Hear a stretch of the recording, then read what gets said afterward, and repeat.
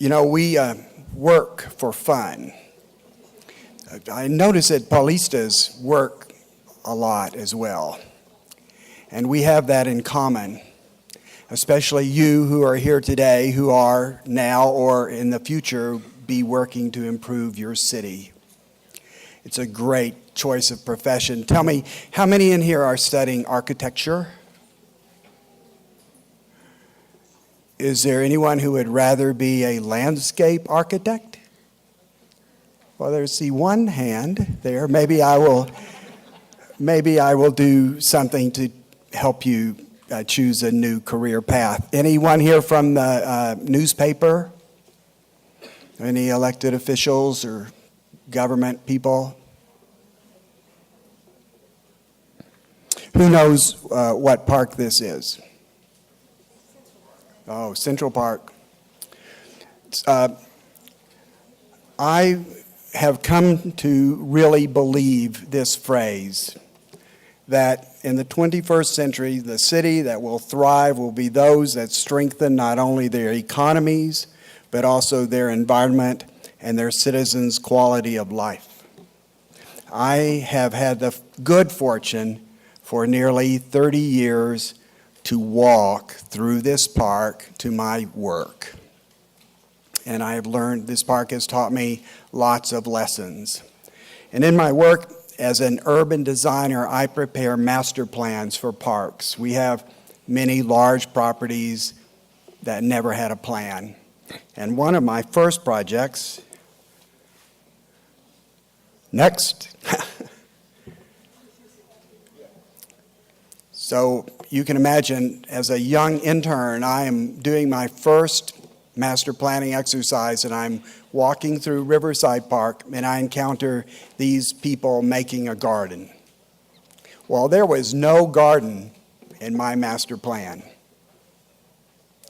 But I stopped and talked to them, and I learned that, this is a great place for a garden, and we are citizens, and we are going to volunteer our time, and we are going to make a garden.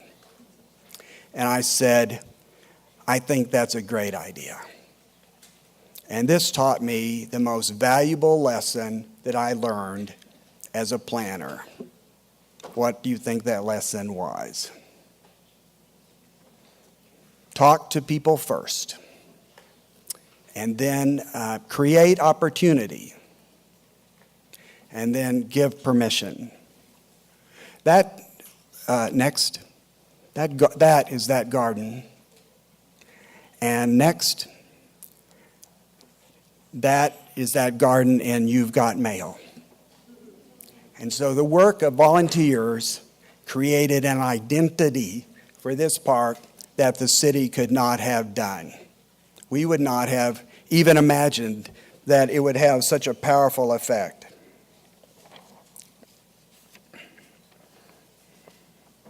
Next.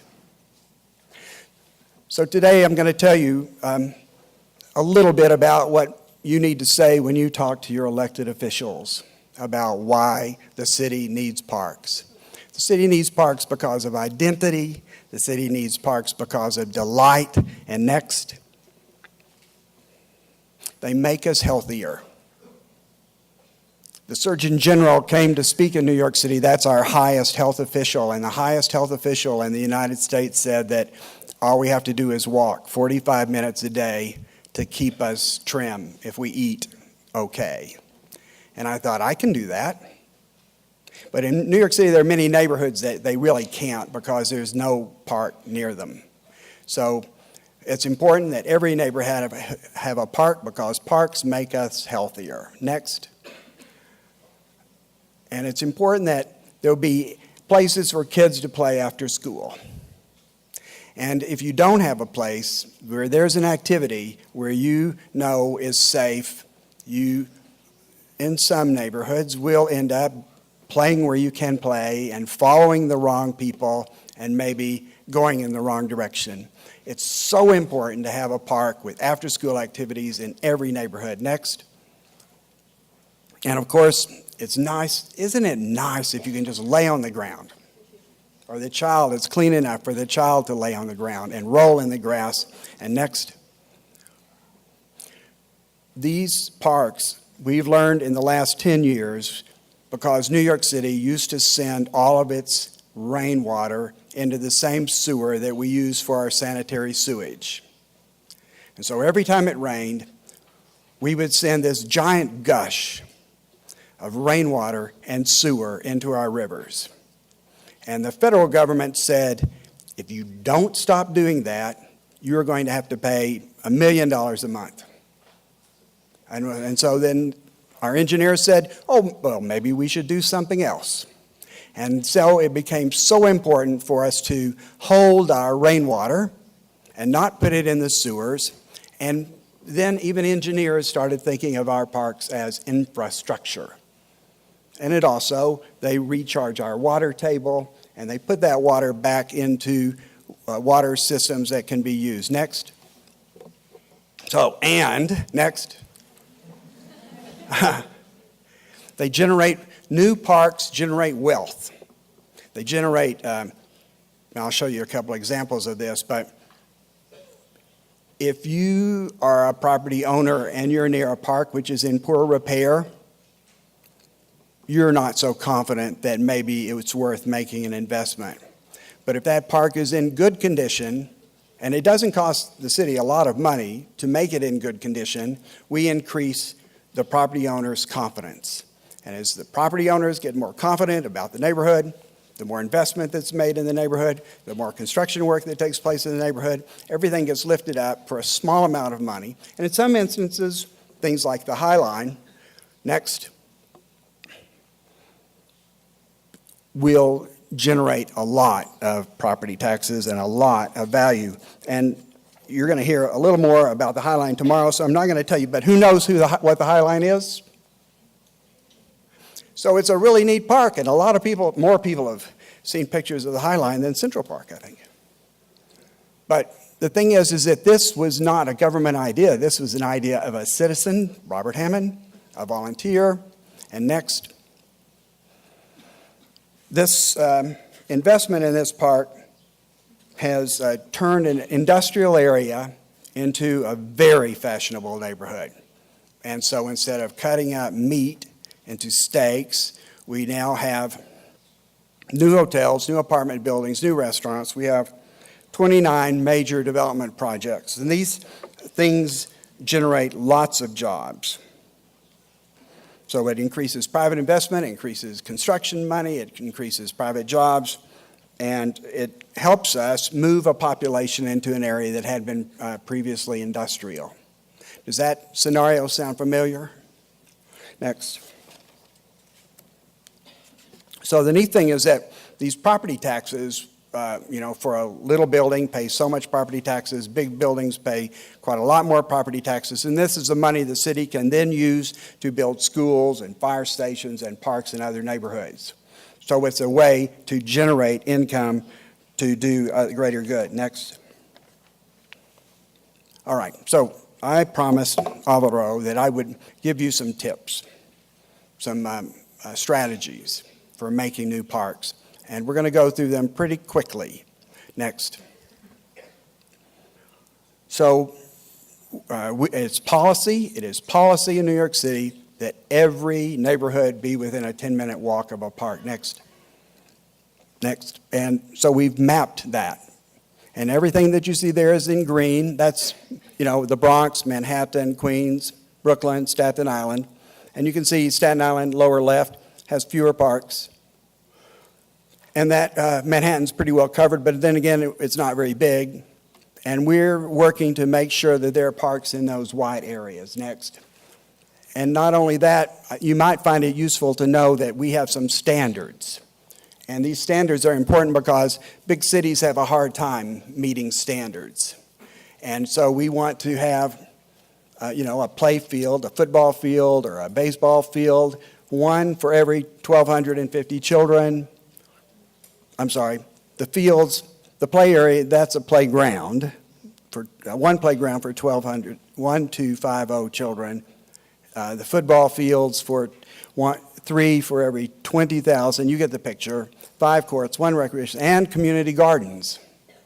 So whenever we map out the city, then we try to make certain that these neighborhoods have met this criteria. And we can't meet it all the time, but that's the goal that we shoot for. Next. And this is a portion of a master plan that I worked on for Van Cortlandt Park up in the that kind of olive green color there.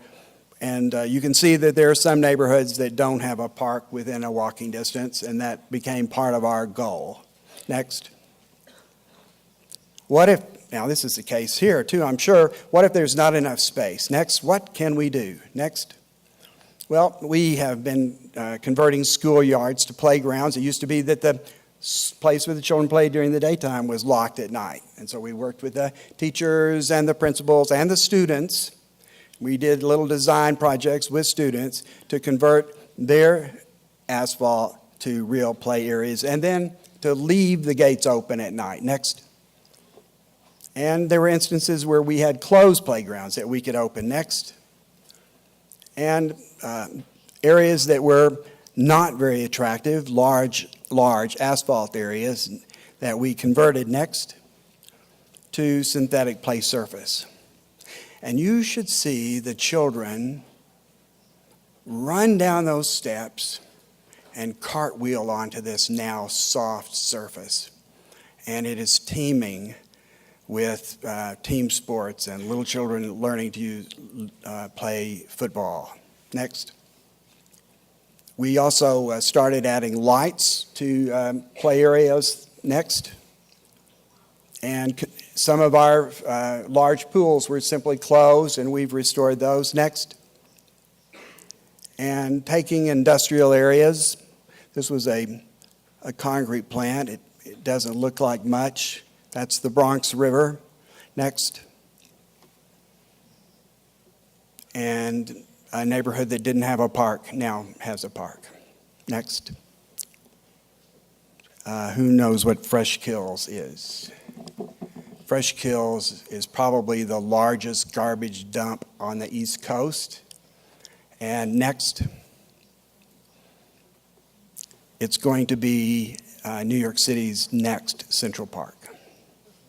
And it's going to be safe because all of the garbage has been covered over. It's going to be, the air will be clean because we're piping away the methane and selling it for about $1 million a year. And this design is by Field Operations. Next. I told you the story about critical urban infrastructure. It's critical. Next. And this just as a couple examples of how you can make good use of that rainwater. Next. And it's a nice example of, this is a design by New York City Parks Department that shows how we make use of the rainwater and how we make use of the water from the spray shower.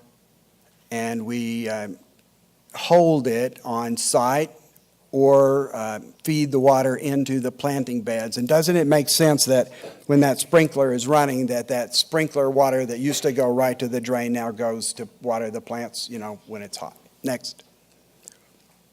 Now, we also are cooperating with other departments, which is always a problem.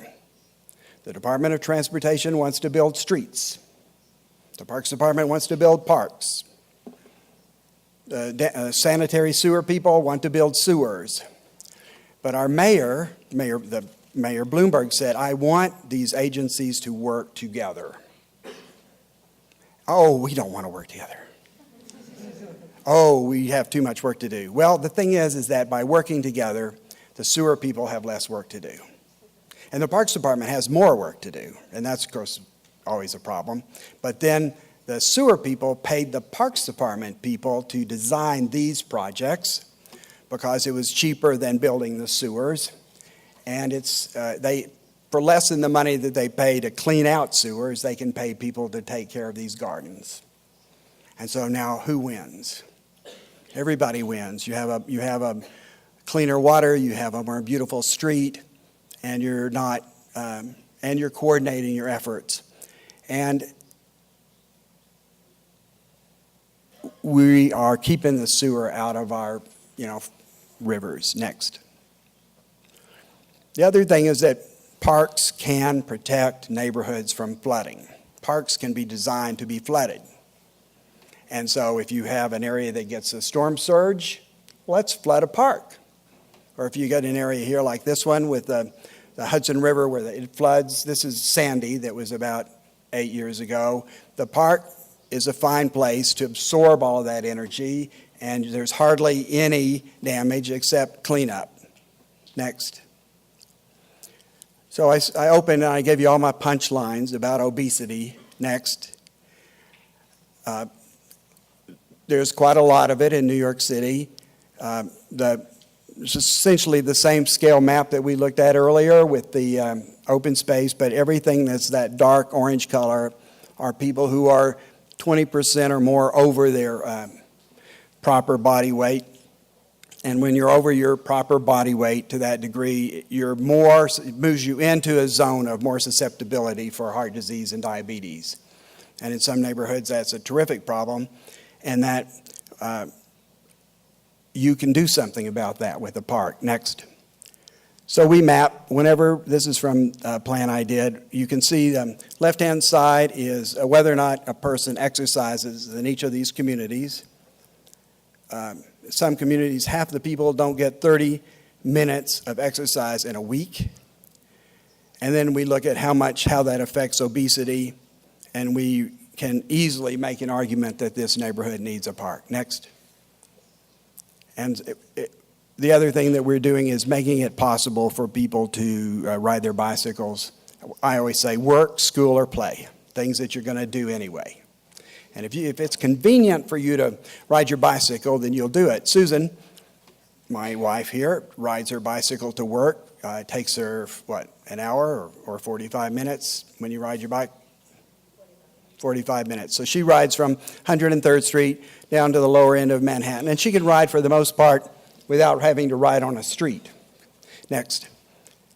So one of the things we're doing is we're connecting all these broken pieces of spaghetti. So here's a section along the beautiful Hudson River that was not very nice. Next. And then we made a bicycle path in a green area. And so these sorts of things show up in the master plan. They say, connect, connect, connect, connect. And whenever we get the grant money or we have an opportunity to do it, we connect. And bit by bit, we've added up these bicycle lanes to make it so that you can ride your bicycle from the tip of Manhattan to the north tip of Manhattan without ever going across the street. And then what does that mean? That means that if you have a child, your child can ride their bicycle too. And you don't have to worry about it. Next. This exercise stuff is, this outside exercise equipment is very popular, and the neat thing is that it brings all ages together. Next. And that doesn't have to be something you buy. You just have to give permission. And if you say this is a spot where it's okay to climb the rocks, people will make good use of those rocks for exercise. Next. Whoa. Well, do you know any city that puts roads on tops of streams? Next. This is the Bronx River. And it is so important for us to naturalize our rivers because there are ecological reasons, there are watershed reasons. Next. And this is what that looked like before. This was a sewer. It was leather tanning and who knows what, and if you didn't want it, you put it in the river. Next. There was a citizen group that thought we should restore the Bronx River, and everybody said, yeah. But the Parks Department helped them. Next. And we did natural area restorations, and we worked to keep that sewer water out of the river. Next. And now, every year, there is this, what they call a flotilla, where we celebrate the fact that the Bronx River is clean enough to canoe in, with this following this golden ball. And in fact, it's cleaned up enough that we have our first beaver. Actually, we have 2, last count. But that's progress. Next. So, all right. So how do you make parks that, here are some tools. And oftentimes, I don't know if anyone in this room has ever been excluded when someone said they wanted your ideas, but they really didn't. And we make a real effort to really care and to give people a productive way to participate. Next. So people who've lived in a place know a lot about it, and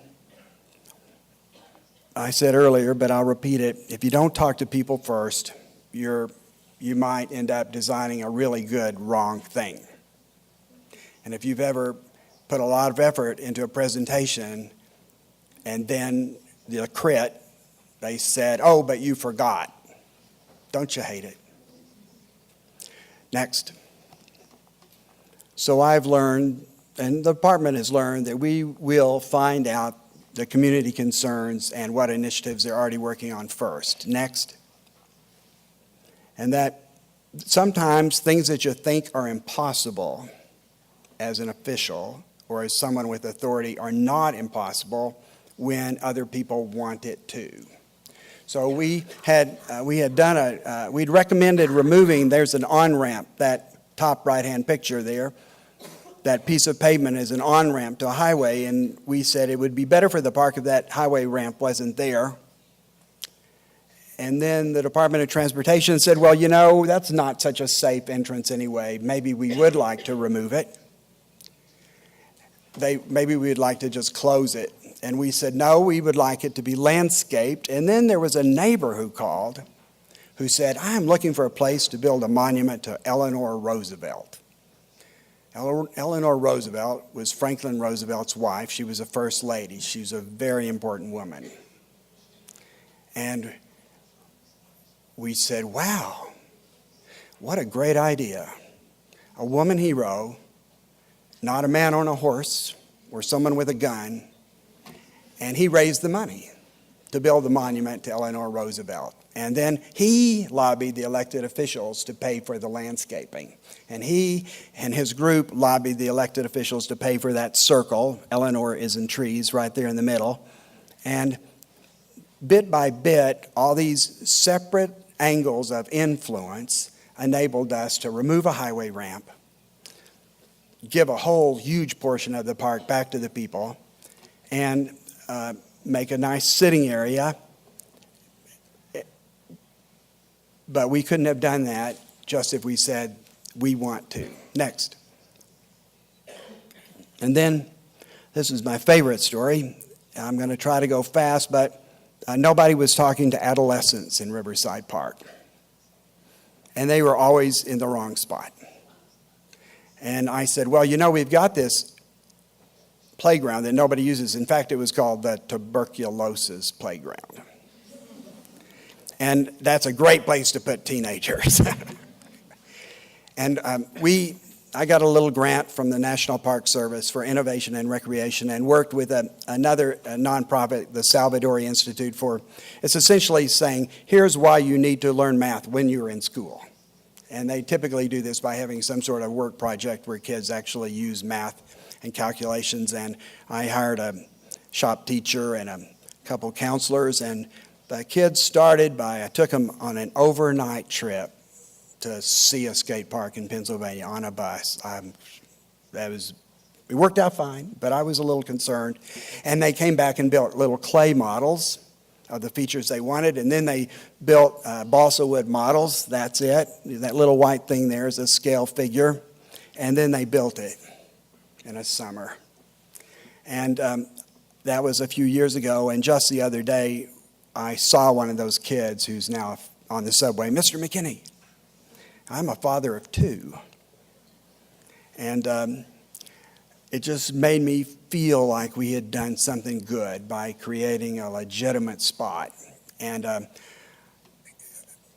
showing these kids that they could work, you know, with a government official, and we could make this together. Next. So, giving voice to individuals in a productive way. It's always a problem when you go to a public meeting and there's a bunch of people who want to speak, and there's some one person who speaks all the time and won't let anyone else speak. And so we have a couple tactics to gather information productively. Next. And that is, I love brainstorming. Anybody here use brainstorming? Where it's essentially, what do you think we should write down? And then you write it down. No judgment. We don't discuss it. We write it all down. We write it down. And we take all that information, and we can usually, sometimes there's only one person who knows something that we really need to know, like, well, that's where the fireflies breed. And you think, well, that's a small thing, but woe be the big project that doesn't take into consideration something that's, of ecological value. And how would we have known it had we not harvested all of that information in that sort of session? And so, next.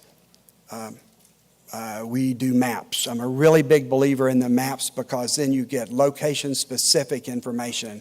I want to know what you're already working on. I want to know what your concerns are, and I want to know what your wishes are, and I want it specific locations. And this is the little map we did on that very first Riverside Park Master Plan. And you'll notice, I think somewhere there it says something's about fireflies breeding. But I didn't miss that point because I knew where they were. Next. And then I talked to you a little bit about the models, but models actually give you a chance to visualize what it is that you're making, and it's not something that a lot of people get to do.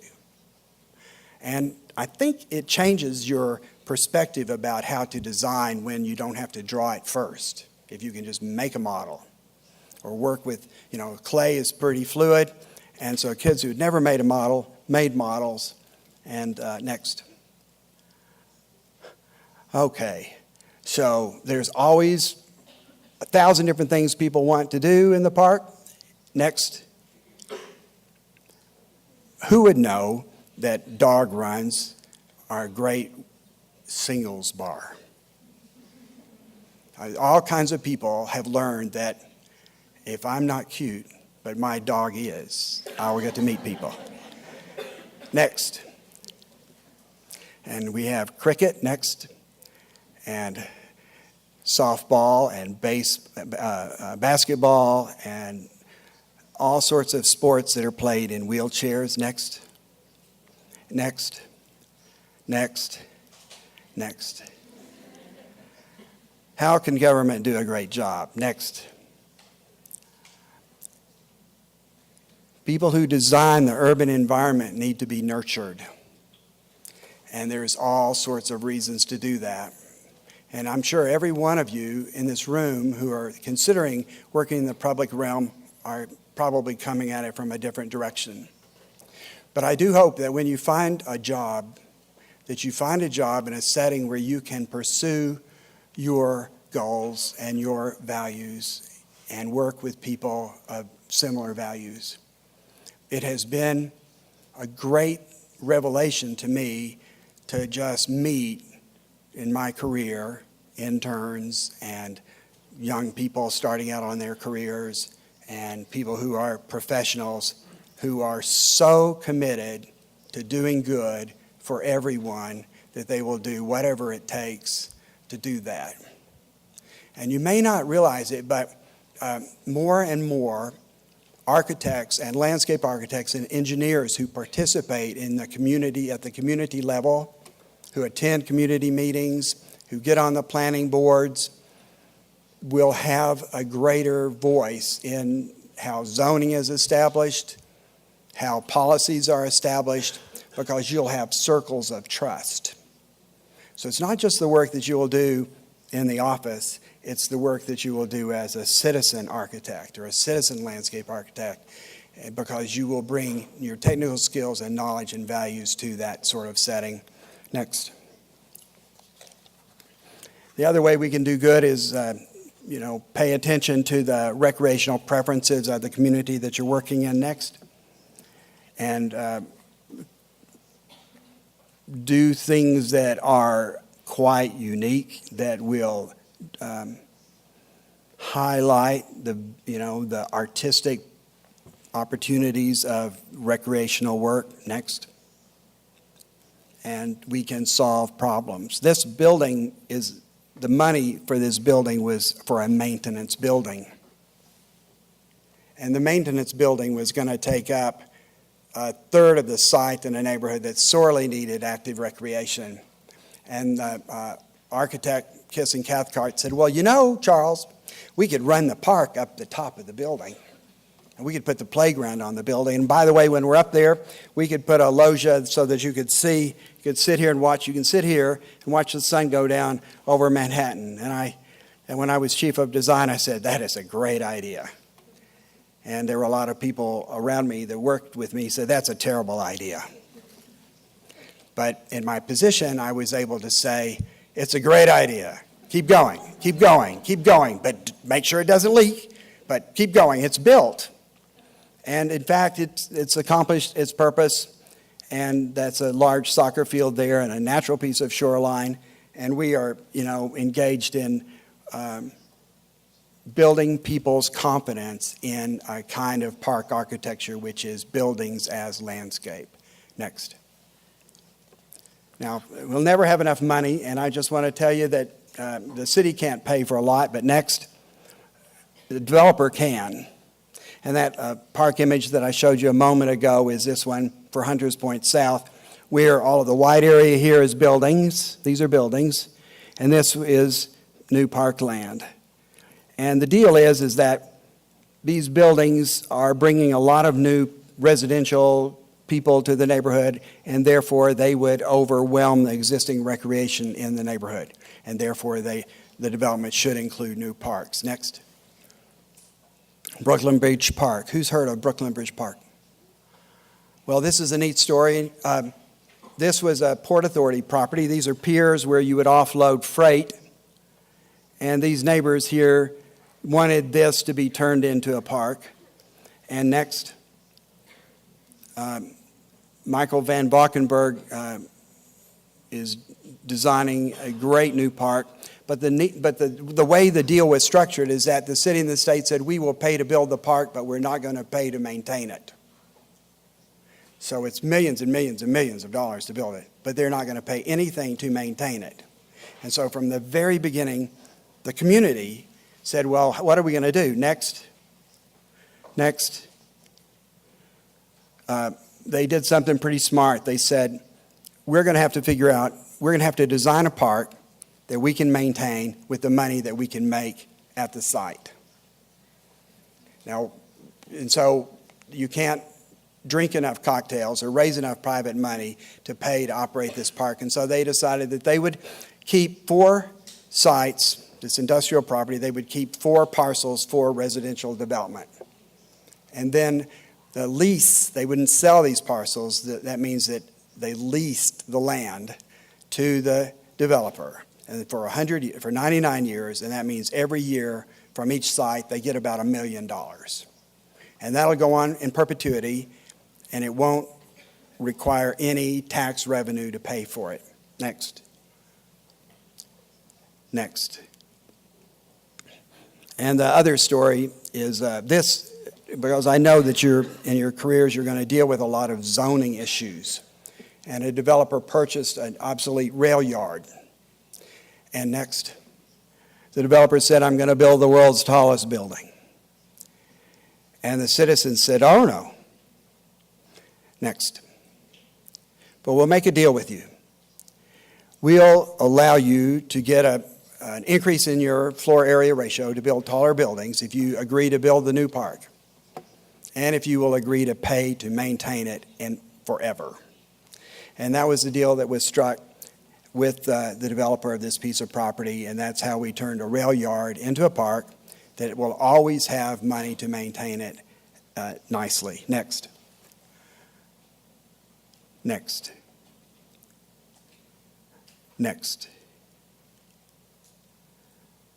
So I mentioned the coordination. Next. And this is our last series. This is my argument to encourage nonprofit partners. Central Park has a Central Park Conservancy. There was a period of time where most of the park looked this nasty. And the Parks Department really wasn't doing a very good job.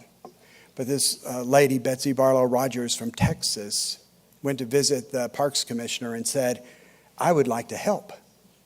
And I guess he thought she meant plant flowers. Next. Betsy Barlow Rogers got her friends to pay for a restoration plan for Central Park. And now that park, bit by bit, was restored and cleaned. And she established a new standard of park maintenance, because no longer could the Parks Department say, oh, well, it can't be done, because this lady from Texas had done it in Central Park. And she didn't have any particular skills, except she was a good coordinator of people, she had a high standard, and she focused those efforts on this park. And she inspired not only other parks in New York City, but I believe all over the United States, to say, don't wait on government to do it. Next. And this is my own situation in Riverside Park, where this was existing conditions. Next. And this is what that building looks like today, because our neighbors got together and raised enough money to hire an architect to make this into our volunteer center. Next. What's so neat about that is that building was in the same park that garden was in that I showed you. And that garden served as a kind of a beacon. And it said, this is what citizens can do. And then shortly after that garden was built, another little group came forward and said, well, why'd you do that for them and not for me? And I said, well, what do you want to do? And they said, well, we'd like to do this. We would like to do that. And now there are 80 sites in Riverside Park that are maintained by citizens. And they raise money and they make that park. So you can just see how a very large park gets better and better and better and better and better and better and better, because we're supporting citizens initiatives. So next.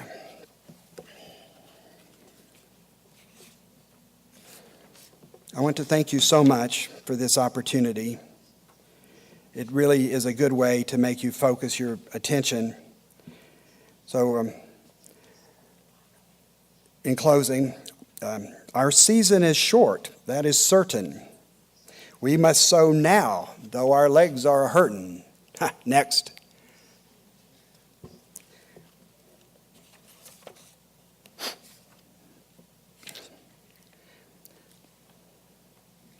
So as we go on, we know we must go on, or else, next, our park's future is curtains. Thank you.